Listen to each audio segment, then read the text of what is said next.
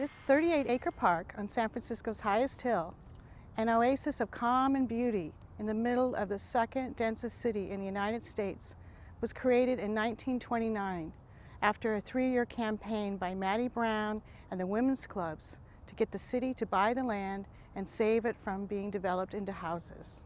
To celebrate California's first Arbor Day in the late 1800s, with the poet of the Sierras, Joaquin Miller, philanthropist and former city mayor Adolph Sutro donated 50,000 trees to be planted in Oakland and San Francisco, including this property owned on the west side of what we now call Mount Davidson.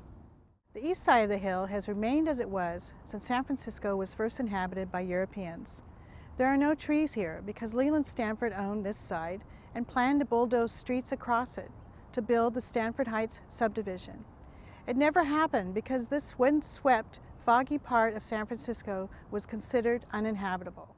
This park has remained a natural open space to be enjoyed by neighbors with little city effort since 1929.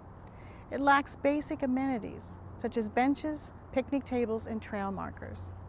The city is now proposing to use $500,000 in park bond money to turn the middle of the Sutro Forest into a landscape like you see here on the east side of Mount Davidson. As we stand at the highest point of the hill, we can see the beginning of where the tree cutting is planned. The cypress trees to the right of the cross are among 1,000 to be cut down to create a new native plant area of shrubs and grass below. This will open up this area to the elements, the intense wind and fog that blankets this hill most of the year. The trees around this plateau, which is just behind the cross, will be cut down along with many more beyond and down the hill. This is a popular place for children to play. Toxic chemicals have and will be used to keep any non-native plants from growing in this area in the future.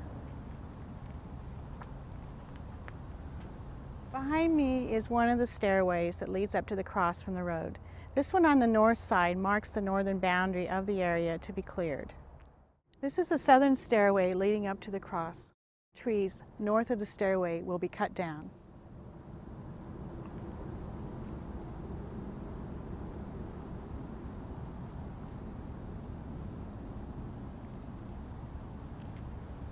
I'm now standing on the northwest side of the road, between the two stairways.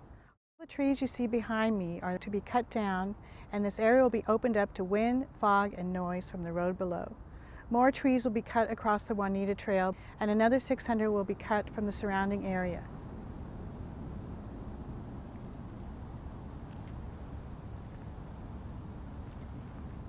Neighbors of the natural areas in San Francisco that are subject to the tree cutting are banding together to save them with the new organization called the San Francisco Forest Alliance. Please consider supporting us.